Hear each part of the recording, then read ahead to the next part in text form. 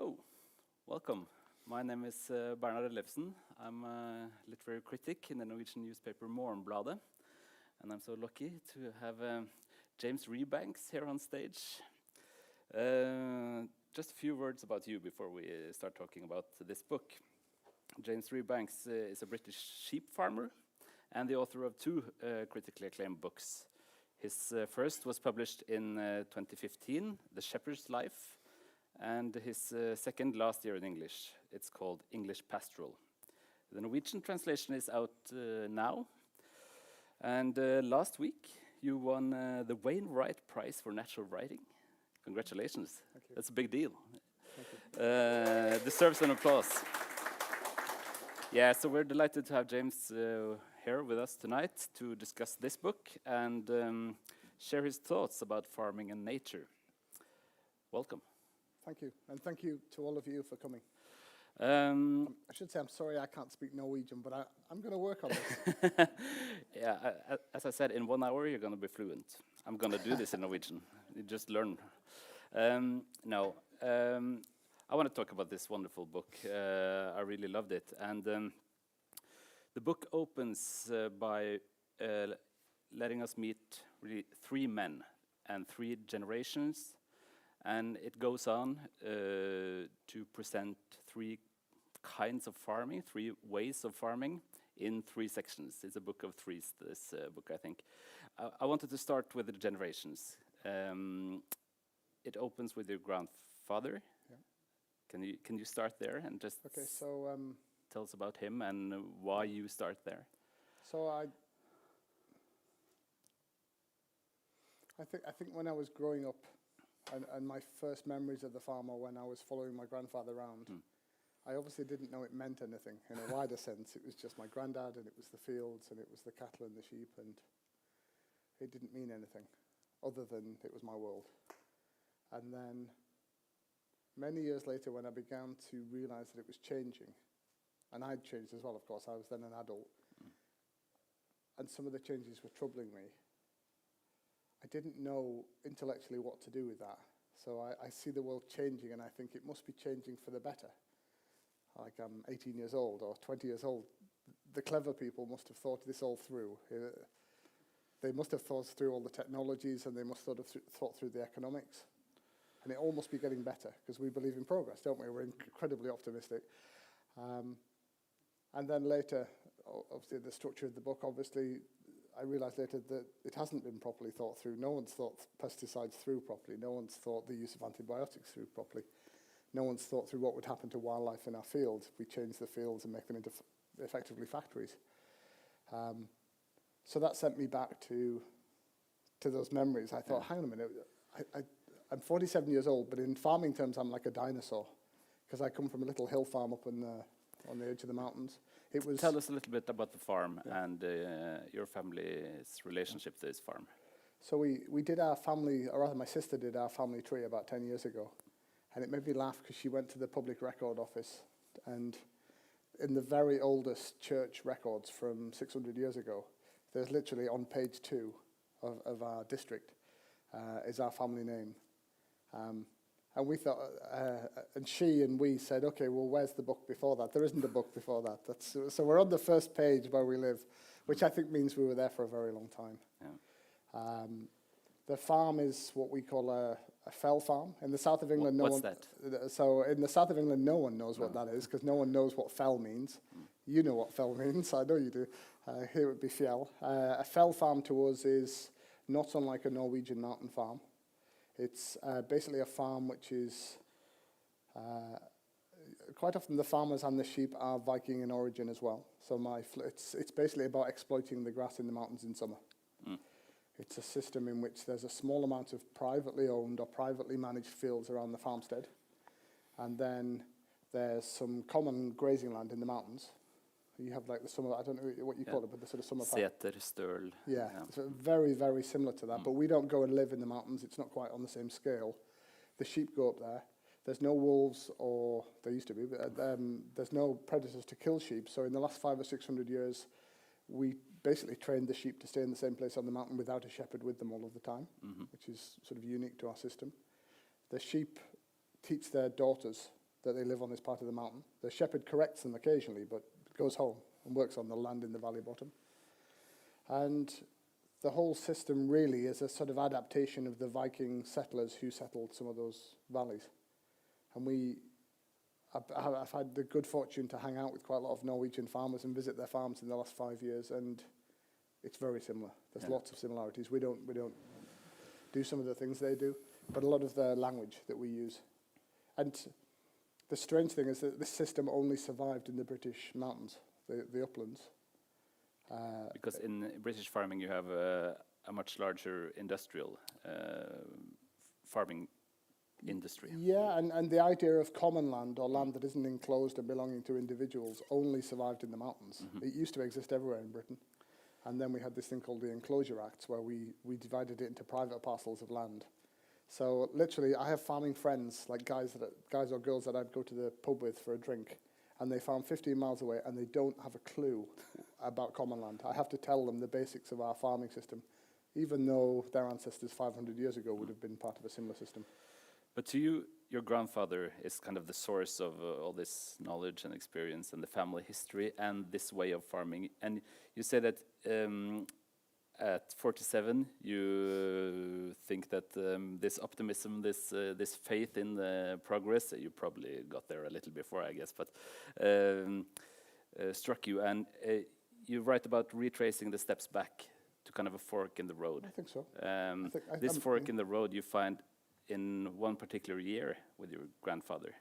I don't know if it's in one particular year, unless you're going to remind me of something I wrote. Yeah. You write about when he starts teaching you farming, really, and it's kind of a year, right? Maybe it's compressed. No, sorry, I've misunderstood your point. Yeah. So yes, you're absolutely right. The first part of the book is truthfully set in 1 year, and there was a year in which I'd become a 1980s kid who wanted to watch television.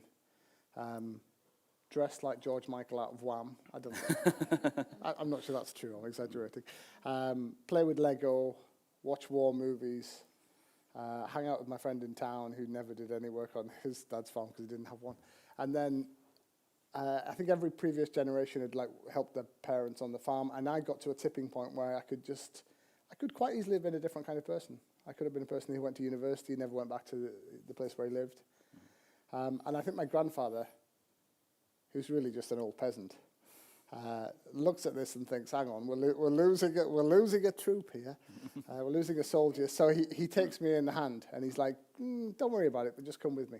Like, open that gate, do this, hold that sheep, do this.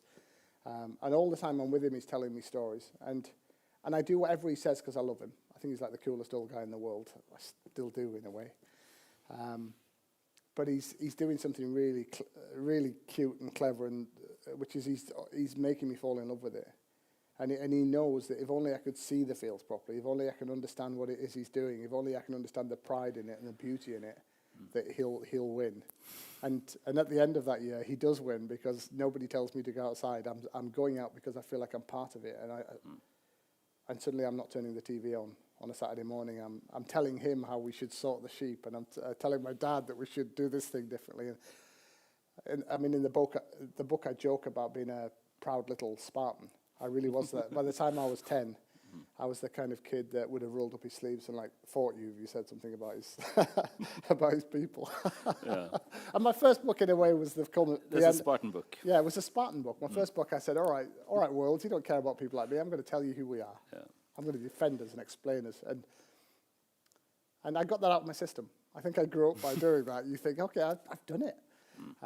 And then the second book, I thought, okay, we need to be a little bit more grown up now.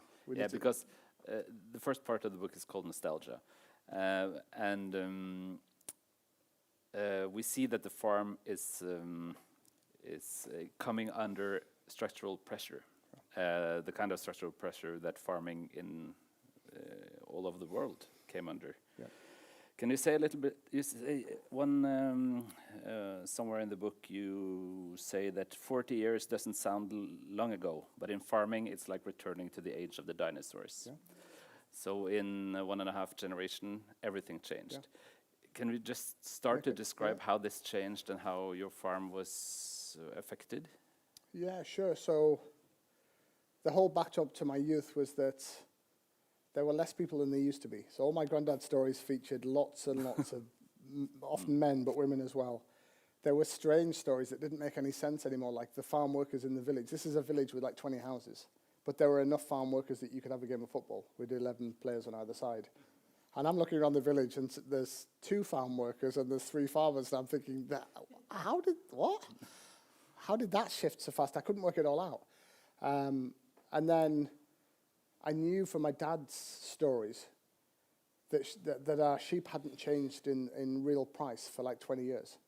They were worth £40, and in his stories from 30 years ago, they were £40. And I'm thinking, hang on, the price of everything else has gone up, but this price is the same. And our farm couldn't hold. We had to keep more. My dad was keeping more and more animals with less and less staff, and trying to do more and more. And some of that is because of machinery, which makes it easier. But a lot of their craft skills, like the traditional work on the hedgerows to make lay the thorns down, or the dry stone walling, it's disappearing. No one's doing it. And I knew we had done it, but and the really sad thing was that my dad, who wasn't my dad's not an intellectual. He doesn't read books. He's probably not. A very fine man. I came to realize later on, but he's just a man who's struggling.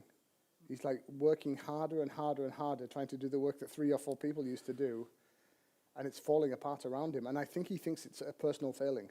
Yeah. Like it's always personal on a farm. Like his dad had been the one that had taken on a new rented farm. He'd been quite affluent in the 1950s, or it looked good.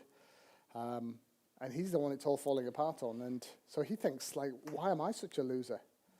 And of course, I come through into that as a teenager, and I'm merciless. I'm like, yeah, you must be a loser, because my granddad was great. He built this whole thing, and I'll put it all back together. And that's what you think like when you're a kid and you're arrogant, or I did. And so I could just see this enormous pressure on my dad, who couldn't work it out.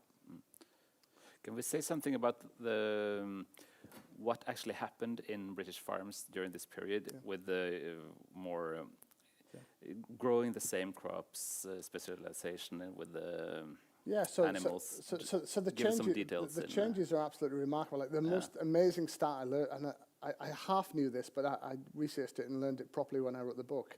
It took 10,000 years from when we first domesticated cattle to get a cow to give 4 or 5 gallons a day, a good cow.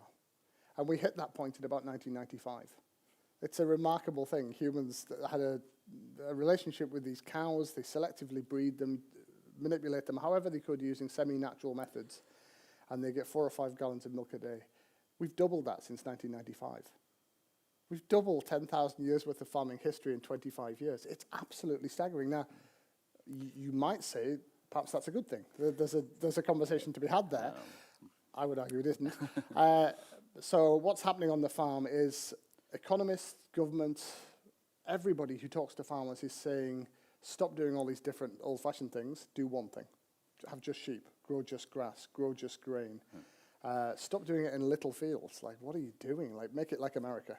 They don't say make it like America, but that's what they really mean. Make this big, all one field, all full of grain, all full of sheep.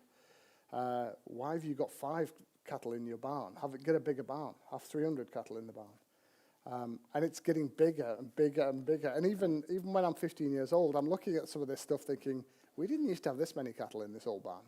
Like, why are they crammed? Like, why is it getting more and more? And it's because the real price is coming down. Everyone's going to supermarkets. The amount that we spend on food is going, maybe a generation before me or 2, but from 35% of a household budget down to, in America, it's now 7%. The share of the money that we spend on the share of the money that we spend on food that goes to the farmer is declining even now. In America, so they're down to 7% of household budgets goes on food, but only 15 cents in a dollar goes to the farmer out of the dollar spent on food. It's shrinking it in every which way. And the only way that you can do that, and not in the field or in the barn, is to have more and more and more relative to less and less staff. And to a small farmer, that's too expensive, right? You go into debt, the pressure kind of you've kind of got 2 options, haven't you? Give up and go to work in town. Lots of people do that. Great. That might have been the sensible thing to do. Or you've got to try and keep up. And of course, farmers everywhere don't want to give up on their land. They don't want to lose their place and their community and their values. So they all get squeezed along a little bit every year. And they can't buy the big tractor that's in the American Midwest, but they can buy one 30 horsepower more powerful than the one they had 5 years ago. They can rip the hedgerow out, or they can fill the ditch in and drain it, and they can have a bigger field. They're constantly trying to find little things to keep them in the game. Yeah. And we now know, of course, that if you look at the most intensive industrialized farming landscapes on Earth, the American Midwest or the Ukraine or Western Australia, you don't need many farmers. That's the big lie. The story was, if only you guys would speed up a little bit, it'll all be fine. No. The end point for this is you don't need many farmers. You need barely any. You described the farm you grew up at as a mixed and rotational farm. Yeah. What does that mean? What's a mixed and when I'm a kid, rotational farm? when I'm a kid, I don't know what that means. It's only later when I look back and go, what do people call this? What is it? So it's why is it mixed? We have beef cattle, we have a few dairy cattle, we have 3 different breeds of sheep for 3 different kinds of land. We have barley, we have oats, we have a field with turnips in. It's like a chessboard, I guess. There's a thing happening there and another thing happening there, and there's hay meadows over here, where the wildflowers get to grow in the summer, and there's a rough piece of land here that we only graze once a year, and there's a mountain bit that we manage in a certain way. So it's a patchwork. And then rotational was what my grandfather started to teach me when I'm that kid. He says there's a logic to this. You can't see it yet, but there's a logic. These crops follow each other in a certain order, because he doesn't know it repairs the soil, but he knows it's the right thing to do because they learned by trial and error. He knows that you graze in a certain way. So they had this saying, which is you should never leave sheep in a field to hear the church bells twice. He knows, through trial and error, they've worked out that sheep should not be left in the same place indefinitely in a field. It seems obvious, but a lot of the modern farmers were like, no, just stick them on that field, it's fine. And all of those old ways, all of that old thinking about being mixed and rotational is replaced by an idea of farming which says, no, not mixed, monocultural, and not rotational, because you don't need to rotate to mend your soil or to kill weeds if you've got pesticides and if you've got artificial fertilizers. So from Virgil 2,000 years ago to my granddad in the 1970s and 80s, without really knowing why, they've worked out you have to do certain things or you trash the land. And then on our land in the 80s and 90s, but in America in the 50s and 60s, they said, don't need to do any of that. When the weeds come, we've got a magic potion. We've got a thing, DDT, spray it. If the soil starts to get exhausted and it isn't growing as well, put some fossil fuel, ammonium nitrate fertilizer on it. We genuinely think, from about 1950 through to the mid-1990s, crudely, we genuinely think we've beat nature. Yeah, and if you go to any farmer in history, a Roman farmer, a Viking farmer, and you go to them and you say, all that stuff that's holding you back, we've got magic now. Who doesn't want that? And there are still, it's called techno-optimism, the idea that we're clever enough to beat every problem. We're not. And why do we know that doesn't work? Well, we know now that it's basic biology, which Rachel Carson and other people told us in the 1960s, but no one listened. If you keep spraying weeds with the same pesticide, the weed evolves. It mutates. It learns how to survive. If you keep using antibiotics in the barns in the same way, the germs evolve and mutate, and then they start killing us in hospitals. You can't beat nature. It's a structural lunacy. We're going to come back to that. We're going to go into the ecology of this in a few minutes, but I want to stay at the farm and the kind of knowledge that you write about, your grandfather's knowledge, and really this idea that you touched upon right now, that for 2,000 years our MO has been to listen to the older people, see how it's been done before when we try to manage our surroundings. Somewhere probably in the 20th century, we decided to do exactly the opposite, right? We decided to say, no, we're not going to do any of that. We're going to do something completely different. So you write really about modes of knowledge here, I think, and how you listen to your grandfather. It's kind of played out in the book that you listen to stories, you get his experiences. It's not given to you in scientific. No, we didn't use any of the words like mixed and rotational. No, but it has to do with knowledge, I think. Yeah, and I think it is about an older kind of knowledge, and it's about a thought, and I'm convinced this is the same in rural Norway, by the way. You can tell me if I'm wrong. I think it's a less extreme, more balanced and holistic worldview which says, yes, I'd like to be a bit richer. Yes, I'd like to produce a bit more, but I bet I hadn't fall out with my neighbour, and I probably don't want to poison the river because I get some fish from that part of the time, and all of your ideas about what you do are surrounded in other people, they're surrounded in culture, they're compromised, deeply compromised by history and neighbours and values. And you're right, and after the Second World War particularly, we've swallowed a more economic, sort of Anglo-Saxon worldview, an economic view, which says, stop worrying about that stuff, just focus on the main thing. Like, this thing's more important. Efficiency, like we all know the words, right? Efficiency, productivity, disruption, everything new is good. Like, don't worry about it. And concerns like my grandfather's are seen as archaic, irrelevant, or holding everybody. Like, to give you an example, my grandfather tell the story in the first book. My grandfather used to go to the remote valleys to buy sheep. Now, my grandfather's basically got a hustle, which is he knows what the price in the town is, and he works out you can go with one of the early cars or a horse and cart, you can go to the remote valleys and you can buy the sheep a little bit cheaper, and then you could sell them and make a profit. But there's an unwritten rule to this game, which is they'll find out eventually, and if you get a reputation for being a crook or too greedy, then they won't have you back, and you wouldn't be very proud of yourself anyway. So he tries to strike a balance somewhere in the middle. Sustainable hustling. Yeah, sustainable value-led hustling. Yeah. And one year he goes and he doesn't mean to, but he buys them way too cheap. Yeah. And then 2 days later he's like, that's not right. So he goes all the way back to this valley, to the farmer, and says, I paid you too little for these, and it's not right, and I should pay you a bit more. I've now realized it was the wrong price. At which point this guy says, no, I've got values too, and I shook your hand, and that's on me. So my grandfather realizes he can't make it right, so he goes back the next year and pays this guy like 20% more for his lambs than they're worth the following year. And they both get away with their pride on it because they know what's happened, but it's in a socially acceptable, culturally acceptable way. Now, on one level, that's just a cute, nostalgic story, but I think in another way, it's representative of people who think about more than economics, isn't it? Yeah, and you discuss this and qualify this, and you make it more complex. But I think this is an important starting point, nevertheless. Also, when your grandfather talks about what happens when you step off the soil and into a tractor. Yeah, my grandfather had been a horseman. He was a brilliant. He could break young horses in. When he started as a young farmer on a new rented farm, the first few years he made his money by ploughing for other people with a horse. And that was his skill, really. He was famous for being good with horses. And he was even still talking in the 1980s about people not being as good at farmers because they didn't like walk on the ground.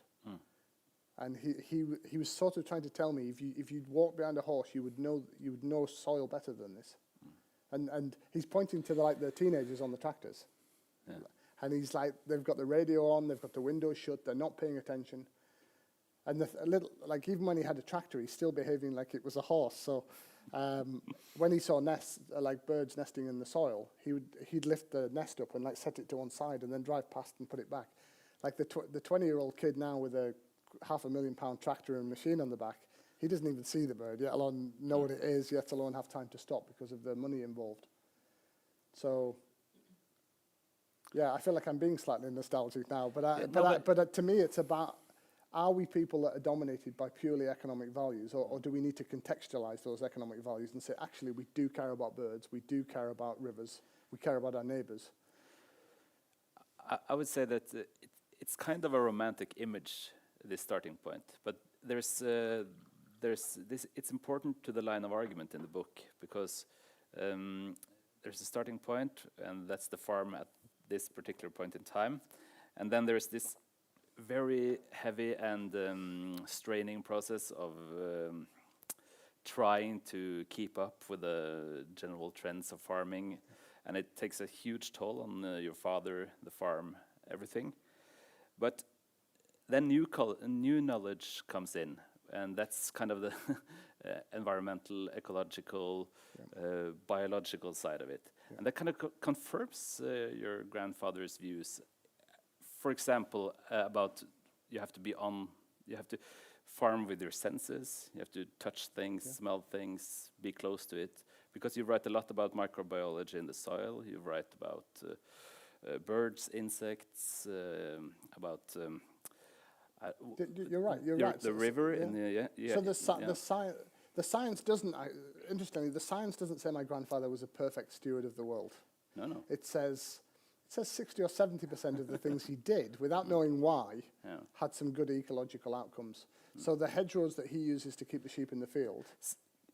Just say a little bit more about what is a hedgerow. So in England, they basically discovered in prehistory, I think, that when you cleared an enclosure in the forest, if you knock the thorns down and you tangle them all together around the forest clearing, you've created a barrier, like a fence. A living fence, right? A living fence. And every 15 or 20 years you go and you so you cut this almost through? Yeah, you cut it almost through, and then when it's pliable, you fold it down, and then you fold the next one down. And this becomes, over time, a really beautiful, living, tangled fence made out of thorn trees. Now, the farmers, every single farmer, like my dad and my grandfather, knew how to do this. They think it's a fence. Like, they call it a hedge, but it's effectively a fence or a barrier. They do not think of it as a habitat. It just happens to be a very, very good copy of something that used to exist in the wild. And if you have so the key question I would argue for farmers is, what did your landscape used to be? Because all of the birds, the insects, everything that should be there needs something like it evolved in. And it turns out that in our landscape in the distant past, probably like yours, you had large herbivores going through the woodland and the thorny scrub, and they're knocking it down periodically. And it turns out that our trees evolved to know about that and to come back and to regrow, and lots of insects and birds evolved in the scrub as it's growing back. They used to like it. So these hedgerows become amazing ribbons that divide. You probably seen, people talk about England being a green and pleasant land, and on the old-fashioned pictures, it's a patchwork of these little hedgerows everywhere, dividing England up. So they're there for a functional reason in a peasant economy. But it turns out they still provide an amazing habitat. But then, in the 1980s, you have economists coming along saying, knock them out of the way. Yeah. Why you've got these little fields? So that's just one of many examples of an old, slowly evolved, somewhat inefficient farming system with all these archaic traditions and practices actually contains a lot of ecology. And we now know that, I don't know how it is here, but in Britain in the last 40 years we've lost 60% of farmland birds. We have insects on the verge of collapse almost everywhere where there's modern farming. I could give you statistics all day long, but we know that this is actually ecologically disastrous. And if you go back to look at the foundation text, what the economists are saying about it being good, there's nothing about this in it. They don't know anything about ecology. They're literally, they think they're the smartest people in the room, and they don't know the things my granddad did. And obviously soil is maybe the most important biological subject in this book, I think. Yeah, and interestingly, my grandfather doesn't know a damn thing about soil. No. Like in terms of modern science. In fact, no one until 20 years ago knows a damn thing about soil, really. Our understanding is profoundly changed now. It turns out that there are more living things in the soil than there are in every other ecosystem combined. There's more living things in a teaspoon, like a little pinch of soil that you'd have in your hand, than there are human beings on Earth. This is literally the most amazing stuff on the planet, and it needs to be managed in certain ways. Now, this is where it gets really funny. My grandfather, grazing in a certain way, putting muck from a certain kind of muck on the land, was doing okay. I would not say perfect. I think we can do better. But the modern farming is destroying soil. The ammonia nitrate of the modern fertilizers destroys soil. The monocropping with only one kind of plant and one kind of root destroys soil over time. But what does even the plow do? The plow. Yeah. I mean, this is the most mind-blowing thing of all. Yeah. Western civilization is effectively a creation of the plow. Yeah. It was from the beginning. John Deere, 1938 or something. Yeah. And we now know that plowing is damaging, deeply, deeply damaging to soil. And yet almost all of the calories that you ate to make you came from plowing. Yeah. Half of the calories that made all of you in this room came from Haber-Bosch ammonia nitrate, the artificial fertilizers. You're literally built from this, so am I. We're all complicit in this. We're complicit in the way that we shopped, in the way that we ate, and it would be childish to think that we didn't all benefit from it. We did profoundly benefit from it, and we wanted it. Say a little bit about how you have changed your farm and how you think about soil in how you manage your land. So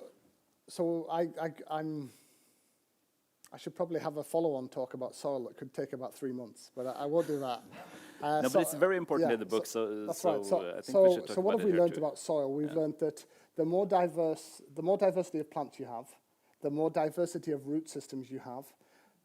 Plants are feeding other things in the soil, root exudates, carbon, sugars, but they're all different for every plant, in return for minerals and things that the other things are bringing to the roots. So you need massive amounts of biodiversity in a field. You need to we also know something my grandfather knew nothing about. Even my father, who died 6 years ago, knew nothing about this. We know that the roots of many plants expand and shrink relative to their growth above ground. Yeah. So if we want to put carbon and sugars into the ground, we need to let things grow much longer in fields. Because as they grow longer, they're photosynthesizing much more effectively, and then they're pumping more stuff into the ground. By the way, a 0.4% increase in carbon in the world's agricultural soils would get rid of all of the greenhouse gases on Earth that we need to trap to solve climate change. And on my land, by changing the grazing, we've changed it by 2.5 to 3% in 3 years. Yeah. And sorry, the other thing we do is when we graze, we need to mimic nature.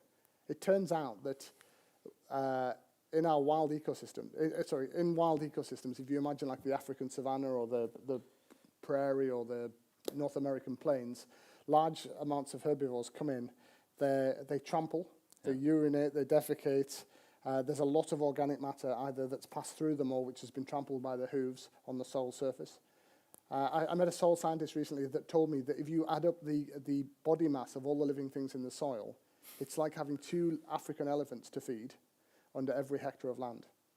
And they eat muck, they eat plant matter, they eat rotting. So on our farm, we're basically letting things grow much longer in a planned system of grazing. Then we're trampling, and we're feeding that soil stuff.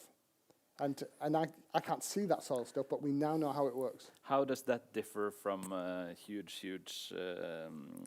meat factories with 1,000 or 2,000 or 10,000 animals and the muck that creates and the distance to the... So famously, my friend and one of my people I most admire in the world is a guy called Wendell Berry in America, and in the 1960s he saw much of this and he called it long before I did. He said we've separated things into specialist little blocks in idiotic ways. I mean, so what an American feedlot where they feed the cattle, they're leading grain from a monoculture grain landscape over here to feed to the cattle. And then they don't know what to do with the muck, so it goes into a lagoon which poisons a water system and a river here. Whereas we used to have mixed farming where the manure could fall on its own land or be spread on its own land over a much bigger area to grow the next lot of crop. And the grain landscape over there, which we're using to feed the cattle in the feedlot, we're having to use fossil fuels, oil, turned into ammonia nitrate through Haber-Bosch to make the whole thing go. I mean, there are some amazing stats like... we're using, I forget the measure of energy, but we're using between 5 and 10, I think it's kilojoules, isn't it? 5 to 10 kilojoules of oil energy for every kilojoule of food energy that we're producing through that system. It's literally the most ludicrous thing ever when you learn about it. And yet that's the system that we were told was the future. That's the system that's putting my dad out of business in the 1980s. Yeah. You can't compete with it. So in this, between these two ways of looking at farming, you describe a couple of, I thought of it as moments of conversion, really. One is when your father hears about soil samples from your old neighbor, and the other is you reading Rachel Carson's The Silent Spring. Can you talk a little bit about both those moments? Yeah, so we had, and I'm sure these are all around the world as well, we had an old farmer called Henry who wasn't married, who lived in the next village from us, next to the road where we drove to town. And he was like the last tortoise. Like he was still farming like the last 50 years hadn't happened. He was doing everything with older technologies. He was keeping older breeds of sheep and cattle. He spread muck in old-fashioned ways. He moved his crops around. And my dad liked Henry, I think he liked the nostalgia of it. Like, wow, that guy's holding on. And Henry could, because Henry didn't have kids and all the bills to pay that somebody with a family would have had. But my dad also is gently joking. Like, we go past and he's a month behind us, like with the grass, because he hasn't used ammonium nitrate. And my dad's like, look at Henry, he's like way behind everybody else. We did this work a month ago. And then when Henry died, and everybody liked this guy, he's a really nice, honest man. When he died, my dad's friend, who's a very modern farmer, takes over Henry's farm and sends an agronomist in to do the soil tests. And the soil test comes back, and it's the best soil in the district. Way better than any of the soil on the modern farms. And my dad was shaken by this, like visibly shaken. He'd been in the pub having a beer with his friends, and the guy he's been laughing at for 15 years for doing things in an old-fashioned way is actually looking after the ground better.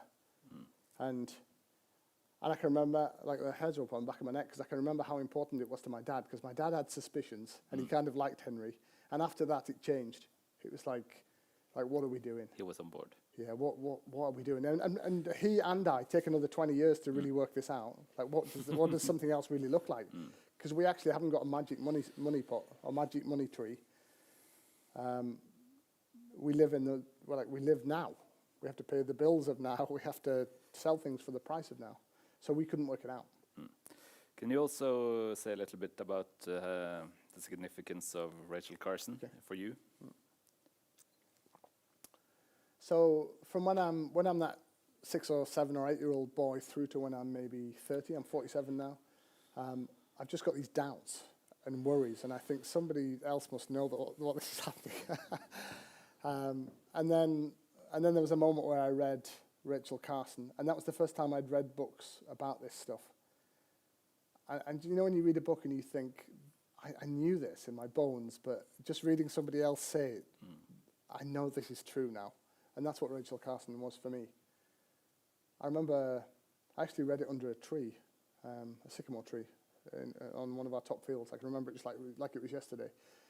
But I was wondering why we had less birds than we used to, and thinking it through. And then literally I've got the book in my hand, and she's telling me exactly why we've got less birds. And she's not a farmer. She's a scientist, incredibly clever woman. And after that, I wasn't scared intellectually to know that I was right, or that my dad had a point. Because if you think about, like, if you imagine you're 20 years old, and you've got a hunch that Western civilization is deeply flawed, who cares? You need some kind of confirmation. You need some affirmation. And your dad and your granddad were kind of nostalgic, but they couldn't possibly be right, could they? After that, I thought, I think they're right. She's right, and they're right, and I've got to work this stuff out. And this takes us to another important thing in the book, I think, and that's, you say that environmental concepts like rewilding that has gained a lot of ground in the last decade, and the other ideas like that, where the thought is that we give kind of land back to nature, and there's a divide between farming on the one hand and nature on the other. Yeah. You want us to look at it differently. You want us to see that farming is, or farmers are like the most important stewards of nature on the planet, human stewards. They should be. Yeah. And we have to make them that. You have to make them that, right? So farming is a biological activity, you're right. And we are part of nature. We're not outside nature. But can you develop that? Yes, I can. So there's a simplistic idea going around, which is Bill Gates can feed us all, so we don't need all these farmers. Like, stop being sentimental. Bill's great, right? Bill can work it out. He's a great guy. And therefore, there's lots of spare land. Just give it back to nature. Nature knows how to look after itself. Well, why the nostalgia? Why should we care about James's dad? No, actually, no. That food that they want to sell us is good for Bill because he wants to sell it. It's not good for us. Proper, real food comes out of ecosystems. It comes out of biology. We need the biology to keep us healthy. We're in nature up to our necks, whether we like it or not. So to me, I don't know what a politics would look like where you got people off large amounts of the Earth's surface. Like we've seen some pretty nasty stuff in the 20th century where people decided land was better used, not by you, thank you very much, if you're Jewish or whatever you are. No, thank you. For me, what we need to do is to accept some of the reality of what we are, which is we need an awful lot of food. We do cover a large amount of the Earth's surface. But to me, the radical idea is not giving all our power and food economy to Bill. The radical idea would be changing the people on the land and changing the way that people manage land so that we had the best possible compromise, the best possible amount of the habitats that we need, the best possible working with nature. And I'm not romantic about that. Like farmers kill things and they change land, and there's a lot of things would have to happen that if you're squeamish you don't like. But I think that's what a more realistic view of our role in nature would look like. And, sorry, I should also say, I'm not actually against the idea that we need very wild areas full of wild nature. Of course we do. No, you work with that at the farm. Yeah, I would just on a micro level. Yeah, I would just be skeptical that you can get my people out of my landscape. You're not gonna. You can't get them out, but you can change them. Yeah. With a good chunk of going back to the past and quite a lot of new ideas about... there are limitations to my grandfather's stewardship. He doesn't really understand how much woodland we need. He doesn't understand why you might need wetlands, like natural wetlands or a beaver or something like that. It may be that we need... My neighbours aren't going to thank me for saying this. It may be that we need more carnivores to manage, slightly larger carnivores to manage mid-level predators. And also, it's complicated. It's tense. Yeah. And full of tensions. But sorry, the other thing I would say is this isn't just like me, like some smart ass on one farm. In the valley where I live, everybody's thinking about this. They've all got the different ideas, and they're all doing things. That's surprising to me. I would have thought that you met more pushback from your neighbors, colleagues. Some of them are trying to beat farmers. me. Some of them are trying to beat me. They're like, James built a few ponds. We've got a massive, like, they've got a bigger pond, and they've got that. No, I think rural people, farming people, are way smarter than we give them credit for. They've been reading the same books and listening to the same radio programs and watching the same TV documentaries as the rest of us. They don't live on another planet. Lots of them have now had several years, maybe in a city, doing another job, and then they come back to the family farm and they want to bring some of that.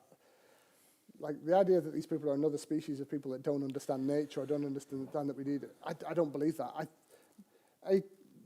I would say 30% of the farming people I know are every bit as good at environmental stewards as I am. Some of them would say better. Another third in the middle are sort of structurally trapped, but they'll come to me. Like if we have a soil scientist on my farm or an ecologist, they'll come, and you can see they're working it out. They're like me 15 years ago. They're like, oh, tell me about this soil thing. Tell me about this river thing. And if we make it possible, they'll do it too.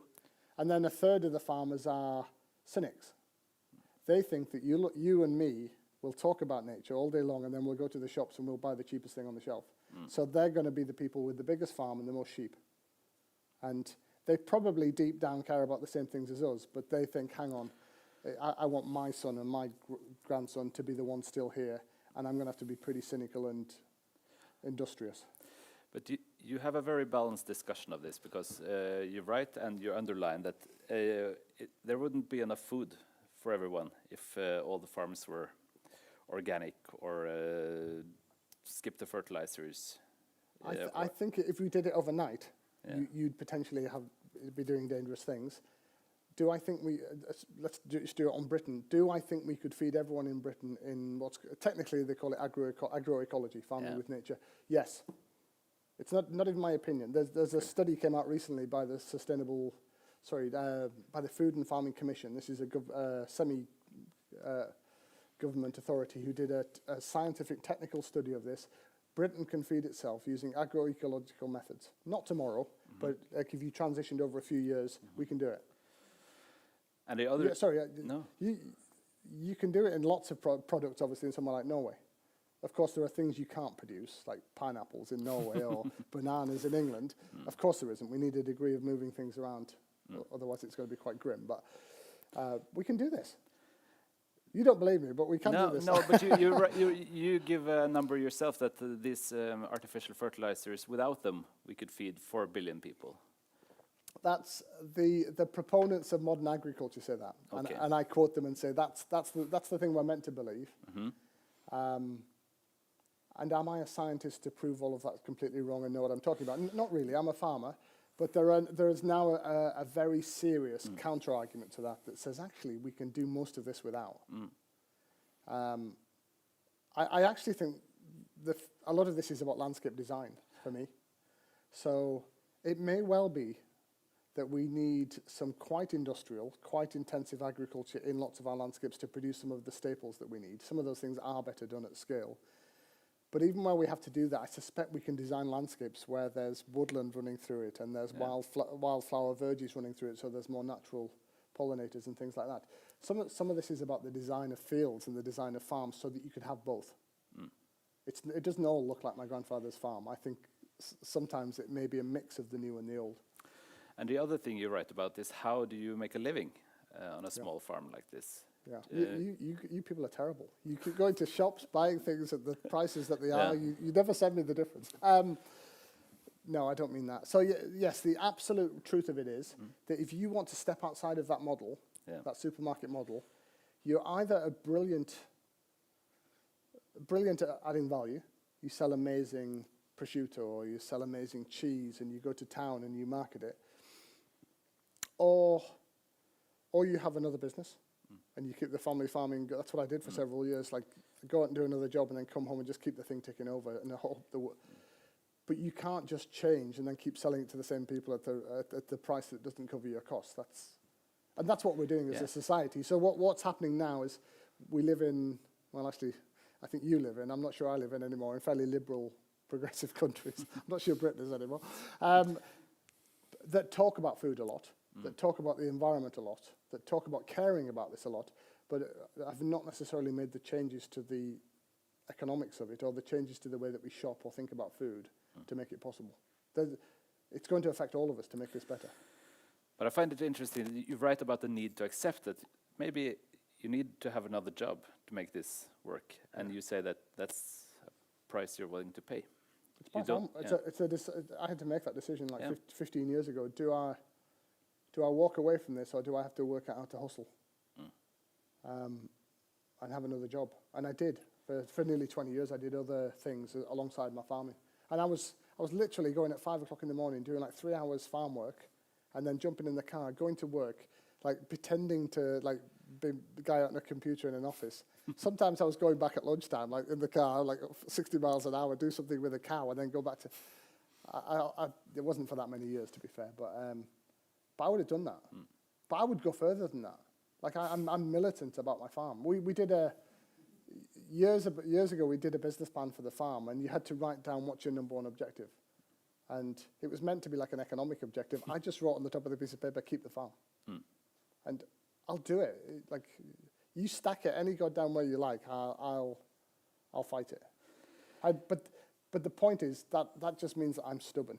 No, but that's not a solution. That's not a structural solution to how we want our food and our farms to be. But it's quite common among farmers, isn't it? I read another book this summer. It was called Fieldwork by Bella Bathurst. And it opens with just this point that almost no farmers give up their farm without prying them from their cold dead hands. So which is interesting, because the idea that we would have lots of land back to nature is wrong, because it says if you drop the prices and you make this more efficient, they'll give up. Where? I don't see them giving up. I know there are occasional places where they do, but what they'll actually do is try to keep up with the other place by screwing nature even more intensively down so that there's nothing left anywhere. And sorry, I should say, on one level you could say I don't care about him. I don't care about the farmer guy. It's nice that he cares, but why you should really care has nothing to do with me. Or the nostalgia. You should care because this is about you having a good food supply for you and your children and your grandchildren and your neighbors. It's about your health. It's about the kind of society we live in. Do we really want Bill Gates to, I keep saying Bill, but do we want people like that to have more and more control over our lives, or do we want something more balanced in which we all have a stake? And I think it's profoundly unhealthy that 1% of the population is now growing the food for all the rest, and then we're mad at them and we don't know what they're doing. I think way more of us need to be growing food. It needs to be a more urban thing as well. In cities, we need food production, and it's good for us. There's loads of studies that having your hands in soil, growing things, touching animals, these are actually things that make us happier and healthier. So why would we not have them as a central thing in our life? You can't stop me talking, can you? No, but I'm not trying to. I read the Das Gupta report, a report that was commissioned by the British Treasury this summer, and in a report that was supposed to be about economy and ecology, it was just so much about microbiology of soil and how you need to touch soil. This knowledge is really gaining ground. Massively. So just quickly on that, a lot of civilization from the Romans onwards says that the best thing you can do if you're smart and young is to get off the land, and get as many people away from the land as possible. It's actually the wrong way around. The first thing that everybody should be taught about civilizations is that they decline and fall based on their ability to produce food. Yeah. It comes down to soil microbiology. Civilizations that last a very long time, like the Chinese civilization, for example, worked out how to have a nutrient cycle where you didn't rob the soil and you could keep it going for thousands of years. British, American, European industrial society hasn't got 200 years in yet, and it's trashed its soil. It's looking down the barrel of a gun. So. This is so dramatic, and it's always surprising to read. The most famous example, of course, is the Dust Bowl in the 1930s on the Great Plains, where the topsoil just blew off. Some places in a day, all the topsoil went. I'm told there are places in the American Midwest where there's 8 feet less topsoil than there was at the time of European colonization. 8 feet, and they'll. When you drive through Iowa, I write about Iowa in the book, and lots of lovely farmers in Iowa, but the snowdrifts are black. I'm looking at the snowdrifts like, why are they so black? It's the soil. Iowa's blowing away. This is a place that feeds tens of millions of people. We have just 5 more minutes, and I wanted to ask you to tell us a little bit more in detail about one of the projects at the farm, and maybe the river, and how you've changed that to make it better. Yeah. So the best thing we've ever done on the farm is to stop fighting with environmentalists and ecologists. We now have cups of tea with ecologists and environmentalists, and we walk on the farm, and I say, "Tell me what I'm doing wrong. Like, what are you mad about?" And the start of that was we had an amazing river ecologist called Lucy. She came to the farm 10 years ago now, and I think it was because she was a young lady, and my dad was quite an old-fashioned man. So if it had been like a middle-aged guy, my dad would have told this guy to sling his hook. But because it was a young lady, he said, "Okay, we better be polite and listen to her." So she used this very well. She gave us a very friendly lesson in how rivers work and why our river wasn't healthy, and how we changed it over 200 or 300 years. And she was respectful to my dad. She was very clever about it. But she said, "Look, I know that I can help you on the farm with some of the things you want, the refencing, the hedgerows, the things that you care about. But I'm going to take a cost, and the cost is I want the river back more naturally." Yeah. What does that mean? What's the So my people, I'm going to take responsibility for the bad stuff as well as the good stuff, had straightened a lot of the rivers. Yeah. So like if you look at a wild river, they're always meandering. There's a fast bit, a slow bit, a deep bit. We couldn't leave rivers alone. Like, we live in a wet place, and we thought the best thing to do is get water off the land. We straightened every river into a drainage ditch, right up until the 1980s, when we got sort of bigger diggers where we're draining all the wetlands. It was in our minds, it's wasted land. Yeah. Like, why would you have a bog? Like, what can you do with a bog? You need a dry field where you can have sheep or cattle. And so what she wanted us to do was to reverse that process. And that's, like, when you first experience that, that's mind-blowing to a farmer. You're like, hang on, you want me to undo 300 years worth of work in that field? Like, you're crazy. And I said no to the river thing when she first asked. And then several years later, when we'd done some smaller projects, she said, "You could do this now." And I said, "Yeah, I think I could, couldn't I? I'm going to have to be a grown-up." So we built 25 ponds, and we're constantly looking for the least productive bits of the farm. And then I'm saying to people like Lucy, what should that be? What could that bit be? And then trying to work out, can I get some value from it? Can I get, can I plant some fruit trees around a pond? Or is there a way that works for the humans and for the nature?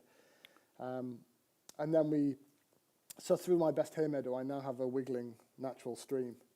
And within 2 months of building the ponds and moving the river, We had little egrets and green sandpipers and lots of birds that no one in our valley has ever seen before. It's mind-blowing. That things have disappeared because something my granddad did, and they'll come back within 2 months. Why is that? What happens and why does these So- animals come back? Or come? Because those animals evolved in a river that's wiggling, when we straighten it, suddenly it's all the same speed, it's all the same depth. You've just wiped away 5, 6, 7 habitats that used to exist. When you put a pond back, you've put back something that used to be there when there was beavers. And the insects evolved in that, and the minute you create it, or the birds evolved it, the minute you create it, they come back, and they start breeding in it, and you're in front of your eyes, you're like, wow. 20 years ago, I didn't really believe you, and now, oh my God. But the good news is it's thrilling. Yeah. It's actually thrilling. We've stopped everybody coming to our farm selling us stuff. Like there's a massive industry of people that like telling farmers that they should modernize and then selling them all sorts of things made in a factory. Those people hate me now. Like you can't sell anything to me. I'm just like, no, thank you. I don't need your stuff. And it's exciting. Instead of feeling like you're the bad guys and girls, instead of feeling like you're on the wrong side of history, or that you can't keep up, or that you're not a good steward, it's exciting. Like I have lots of friends that are ecologists or rewilders, and they come to my farm, and we're stood there with like big grins on our face. We're like, wow, this is good, isn't it? And they like me, and I like them. And there's a buzz, and there's a community. And my farm, instead of being me going broke and working too hard, losing, I'm like the guy with a smile on my face, and my kids are like, Dad, you're crazy. You talk about dragonflies all the time now. And also, I haven't stopped farming. We still have one of the best flocks of sheep in the district where we have. I'm going to be selling my sheep when I go home next week, and they're some of the best in the area. And the funny thing is, the farmers won't criticize me. There's 2 ways that I stay out of trouble. One is my first book stuck up for them, and the second one is I have a good flock of sheep. And the rules of the game where I live is you can't criticize the guy who beats you with sheep. That's a good plan. Yeah, so as long as my sheep are good and I don't blow it, they'll go, oh, okay, tell me what you're doing. You're one of us. That's very good. Our time is up. How can it be over? Already. But you'll be signing books if someone more than wants, happy to, and yeah? I'm happy to speak to everybody. Very good. Thank you. Thank you so much. That's all right, pleasure.